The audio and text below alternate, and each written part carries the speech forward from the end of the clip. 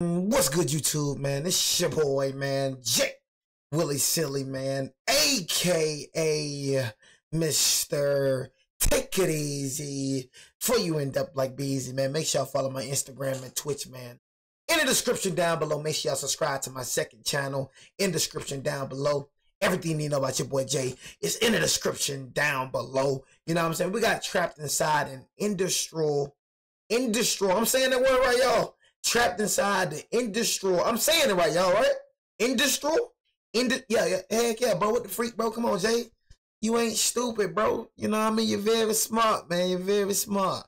You know what I mean? But trapped inside an industrial, you know what I mean, bread oven, you know, Harvestime Bakeries incident. I got a question, and it is a, you know, very, very serious question. How in the heck did you get inside an industrial bread oven? You know what I mean? This is going to be the shortest intro ever. I have to see what the heck happened to him and how he ended up in this position. But for all my new subscribers and new viewers, if y'all do want to go check out videos like these, like I said, y'all, I'm not just a football reaction channel. I'm not just a scare reaction channel. I'm not just a news reaction channel. I do it all, man. I'm a man of many things, you know what I mean? But I just did a video like this before this vid that dropped. So like I said, my new subscribers, man, I got everything set up for you, brother, you know, or sister, you feel me? So you don't have to go searching. You know, I like telling y'all this, so y'all have to go searching, you know what I mean, for my content everywhere. You know, it's in the playlist section, bro. You feel me? Whatever you want to see, it's in the playlist section for you, my brother. You welcome. You welcome. Mani umano. Extreme temperatures while Mano. inside Imano. an industrial bread oven. These two hard-working men. How the freak horror did you get inside a bread oven? What began as a simple maintenance job. Maintenance. To a literal hell on earth. Golly, my man was doing maintenance. I'm telling you, you answered the question now. Dang, my man was doing maintenance. Ah, my God. My man was doing maintenance on the bread oven, man. Like, what the freak? Hard-working men faced a horror Dang. you could ever imagine.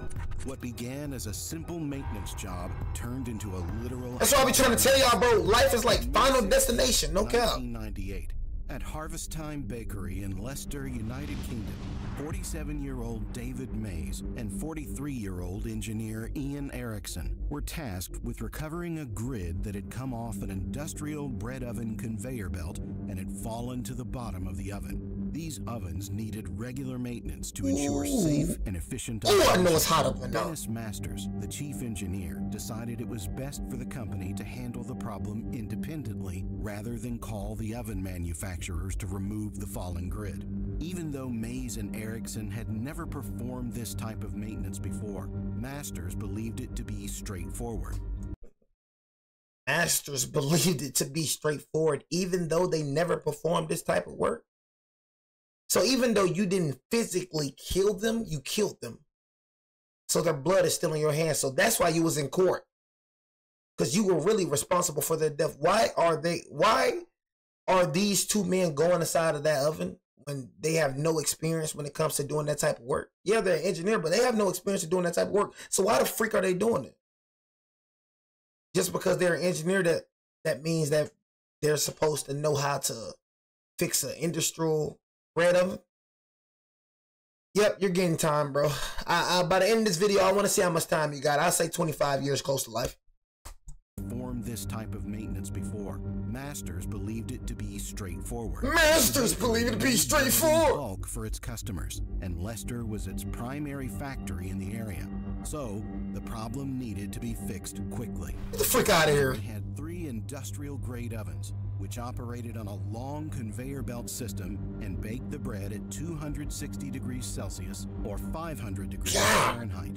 The oven resembled a long metal tube with many moving parts. Workers placed the bread dough in tins on a grid that moved on a conveyor platform that was 20 meters long and 3.3 meters wide. The conveyor system nearly occupies the entire width of the ovens, making it more difficult for the workers to enter them for maintenance. It also took 17 minutes for the bread to move from the beginning of the conveyor to the end to ensure even baking. When the grid fell off the conveyor in bread oven B, Masters decided Mays and Erickson would remove it as it was a safety hazard. However, what seemed like a simple maintenance task would soon turn into a living hell. Dennis Masters felt confident that Ian Erickson, who had over 20 years of experience as a maintenance engineer working with bread ovens, could handle the task. Still, the chief engineer thought Erickson could use some help and tasked David Mays, a general handyman working on the factory's boiler, with assisting him. With that, the plan was to switch off bread oven B just before closing time to give the oven about 8 hours to cool so that Mays and Erickson could go inside the following day. Where it takes 8 hours to cool off. Y'all, that's how hot that thing is in there. It got to take at least 8 hours to cool off. You know, usually when we get something at the microwave, it take a little, you know what I'm saying? Take close to like, what, 2 minutes to cool off? Bro, this joint got to take 8 hours to cool off. Y'all go back, man. I'm not finna rewind, but y'all go back, bro, and look how hot they said that oven is, man. And I know the oven I got in my crib ain't as hot as this oven. Even when I be having the oven on boil, like when I was making burritos today, I had the oven on boil. My finger felt like it was in hell or something. You know, I'm flipping over the burritos. I'm like, good God almighty. So imagine that oven. I can't even take that oven. So, nigga, we can't even take the hot water. The hot water. You ever had hot water touch your back? Oh my goodness, Jesus Christ, I'm in hell. That's how I know I can't take hell. That's why I said, I told you, before I die, I'm going to give thanks to the Lord. Before I die, even though I'm a Christian man, I'm a God-fearing man. I know 100% if I die today, I go to heaven. I know that I can say that 100%. But I still got to give thanks to the Lord. I still got to make sure all my sins are forgiven, because once I die, I cannot come back. If I go to hell, I go to hell for eternally. I gotta burn for eternal, God. You say eternal? God, forgive me for all my sins. Want to repent for all my sins, Father God. Masters knew that the ovens needed 8 to 10 hours to cool before they were safe enough 8 to 10 hours to cool, as was required by industry standards. The plan itself would have worked had the oven been shut down as intended, but it wasn't. Nigga, you ain't shut the oven down? What the frick is wrong with these niggas? How the freak you forget to shut the oven down, jackass? The next morning, a factory worker realized that bread oven B was still on and shut it down at 9 a.m. The oven, typically running at a scorching 500 degrees Fahrenheit, had only been switched off for 2 hours when Mays and Erickson came in at 11 a.m. Nobody told him that? The oven was left on, but it likely happened so Harvestime could continue using it to bake bread. Factory workers had removed the grids from the conveyor, leaving a gap for Mays and Erickson to enter the scalding hot oven. The factory leadership knew that bread oven B wasn't offline long enough, so they instructed workers to set up large fans to blow cold air into the oven to speed up the cooling process. To make matters worse, Mays and Erickson had to work on a moving conveyor, paying special attention to it and moving constantly to avoid being trapped or crushed. By now, the job was more than unsafe. It was extremely dangerous. That's what I'm saying. What the Mays and Erickson were told to go inside the oven with only walkie-talkies and thin all-in-one suits. Freak, bro. I'm not going in there. I'm sorry. I ain't going in there, bro. Freak you talking about? Well, you're fired. I guess I'm fired then. I'd rather be fired than be dead. Freak is wrong with you? I'm not going in there, bro. There's so many red flags up here. The freak, bro.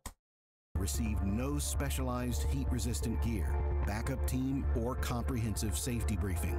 They were just 2 men about to face temperatures that no human body was equipped to withstand.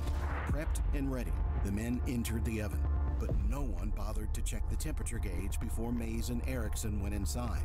While the front of the oven may have been cool, the middle was still a blistering 212 degrees Fahrenheit, or the boiling point of water. And you gotta understand, y'all, it's moving. It's moving too, so they can't just like get out of there and crawl. It's moving forward. So they can't control, like they're moving forward. Oh my God, bro. Oh my God. Hey, bro, long live y'all though for sure, bro. No cap, bro. God, bro, I can't even, bro. I could just hear the screams. I ain't gonna lie, like, I could just hear that jump right now, like, bro. Like, dang, bro. Like, that junk right there, man, being in that, bro, burning. Golly, bro. You can't even crawl back because you steady moving forward, bro. Golly. 212 degrees. He's like, was this a sacrifice? Boiling. Was this a sacrifice? This seems purposely. The unthinkable happened. Ian Erickson screamed into the walkie-talkie that it was too hot and that they needed to get out, but the horror was just beginning. There was no system in place to reverse the belt's direction. No emergency stop button. No way out. What? Mays and Erickson's panic and desperation grew as they realized they were trapped and couldn't go back out the way they came without being crushed. The heat seared their skin, their lungs struggling for air in the oppressive atmosphere. And all the while, outside the oven, their colleagues could not help them out of their plight. For 17 minutes, Mays and Erickson were forced to ride in a fiery prison, where the only path out led them through more boiling and suffocating heat. 10 minutes after the men entered the oven, Erickson's panicked voice could be heard on the walkie-talkie again, screaming and begging for someone to get them out. Moments later, the men passed out. However, this may not have been the worst part. Since the conveyor belt only moves one way, it forced the men to go to the other end of the oven. But the clearance gap on the returning conveyor was only 8 inches, meaning Erickson and Mays wouldn't have been able to get out anyway. By the time anyone realized the true nature of Erickson and Mays' situation, it was too late. After 20 minutes had passed, Ian Erickson had made it to the end of the conveyor, but his body wouldn't fit through the gap. Other factory workers had to use a crowbar to widen the space enough for them to remove him from the oven. Erickson's body had severe bruising, burns, and extensive skin loss from the heat exposure. Workers tried to bring him back with CPR, but he was gone. Mays, on the other hand, had gotten caught in the bread's oven machinery. It took a crew of firefighters to retrieve his body, but by then, the poor man had burns on 80% of his body. 2 lives were needlessly cut short in less time than it takes to bake a batch of bread. 2 families were shattered that day because of a series of catastrophic failures in workplace safety. Because Masters wanted to save the company £2,500 in manufacturer fees, he bet the lives of 2 good men and lost. However, what was about to be revealed was far worse than anyone could have imagined. An investigation was launched in the aftermath of this tragedy, where the stark reality of corporate negligence came to light. An autopsy of Ian Erickson later revealed that he succumbed to circulatory collapse and heat exposure. David Mays died from injuries caused by the machinery, burns, and heat exposure. Fresha Bakeries Limited, the company responsible for the Harvestime Bakery, found itself in the crosshairs of a legal battle that would expose its shocking disregard for worker safety. In similar cases, that junk, bro, right there made me mad. I ain't gonna lie, like, for real, bro. It's like, come on, bro. Like, what, like, that junk was just so unprofessional, bro. Like, sending the man in there like that, bro. You know what I'm saying? Like, why you ain't turn it off, bro? You know what I'm saying? Like, you said turn off the oven, bro. Turn off the oven, bro. Why you ain't turn? And then you talking about put the fans, like, you not even supposed to, bro. You know what I'm saying? That's all I'm working for. And guess what? Now they going back what? Now they going back to working. While you got 2 people dead, now they going back to work. You know what I'm saying? They didn't forgot all about David and Ian and whatever. They went back to work, and now Harvestime go back to working and baking bread. But you just lost 2 dudes. 2 dudes just died in there though, because of your little stupid self, because your little unprofessional self though. But yeah, you gonna go back to working though. You know I say I don't never get these workplaces my all, bro. I don't never get these workplaces my all, man. I tell you, bro.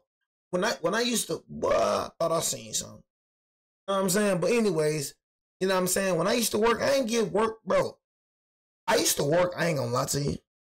I used to work to pass by time to get out of there. But I mean, I ain't used to do extra work. I did my work and got the freak up out of the. I ain't give a damn about getting promotion. You know what I'm saying? I used to do my work to get the freak up out of that. That's it. I'm not doing no extra work. Don't ask me to do nothing I'm not made. I'm not called to do. Don't ask me not to do nothing I'm not trained to do. Do not ask me to do nothing I don't do. You know what I'm saying? Because I ain't going to do it. You can fire me. I don't give a F. Prosecutors have trouble proving a direct link between the company directors and senior management. In this case, the Health and Safety Board noted that the accident was entirely preventable. Therefore, they brought charges against all those responsible for Erickson and May's death. The investigation revealed a litany of failures.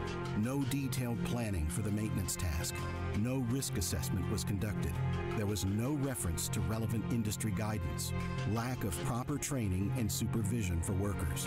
Company directors John Birdson, the chief executive, Brian Jones, the production manager, and Dennis Masters pleaded guilty to several health and safety charges. These men were sentenced in the Leicester Crown Court on July 17, 2001, but none received jail time. The court fined John Birdson £20,000. Brian Jones and Dennis Master were charged £3,000. The court's verdict was damning and fined Fresha Bakeries a total of £350,000. The company appealed, arguing that the fine was excessive. They pointed to their early guilty plea, the recent health and safety improvements, and even suggested that the court reduce the penalties due to the impact on the company's finances. The court's response was absolute. The penalties were justified. The loss of 2 lives, the lack of planning, the absence of risk assessment, and the disregard for industry guidance all justified the penalty. The court also clarified that there was no reason to reduce a fine purely because of its impact on corporate finances. Oh man, that's very sad right there. I'm not gonna lie. Dang, bro. Long live David. Long live Ian, man. That right there, man. That right there is definitely a terrible way to go out. That's a very slow and painful death, man. Couldn't imagine. Sorry about that, man. That's why I said life, y'all, like Final Destination, bro. So just be careful, bro, with everything you do, bro. You got to be careful, bro. You could be here the one moment, and be here the next moment. I promise you. They both thought they was going home that day. That was going to be a regular maintenance job, bro. You feel me? Just to go out like that. It's crazy, man.